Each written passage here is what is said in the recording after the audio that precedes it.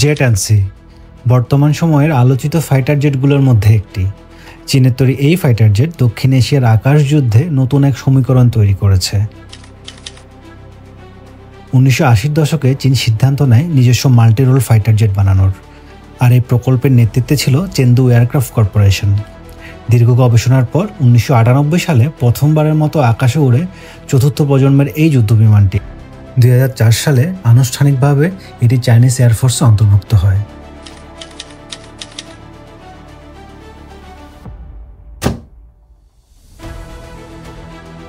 Jet and সিতে রয়েছে as radar, যা দূর থেকে একসাথে একাধিক লক্ষ্য ট্র্যাক করতে পারে এবং এটি শত্রুর ইলেকট্রনিক জ্যামিংকে পাশ কাটিয়ে লক্ষ্যবস্তুতে আঘাত হানতে পারে।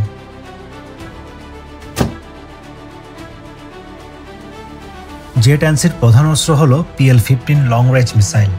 200 থেকে 300 কিলোমিটার রেঞ্জের এই মিসাইল শত্রু বিমানের জন্য ভয়ঙ্কর হুমকি। অনেক যুদ্ধ বিমানও এত দীর্ঘ পাল্লার BVR মিসাইল ব্যবহার করতে পারে না।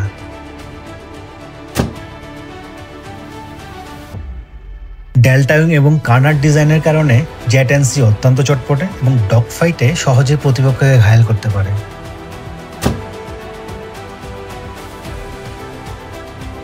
জেট অ্যান্ড সির আরেকটি পজিটিভ দিক হলো এর দাম পশ্চিমা দেশগুলোর ফাইটার জেটের তুলনায় কম, অথচ টেকনোলজি প্রায় সমপর্যায়ের।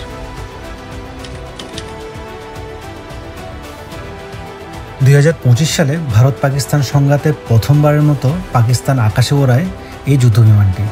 সেই যুদ্ধে ইতিহাস সৃষ্টি করেন পাকিস্তানের পাইলটরা। জেট অ্যান্ড সি থেকে ছোড়া PL-15 মিসাইলের আঘাতে ভারতের বেশ কয়েকটি যুদ্ধবিমান ভূপাতিত হয়।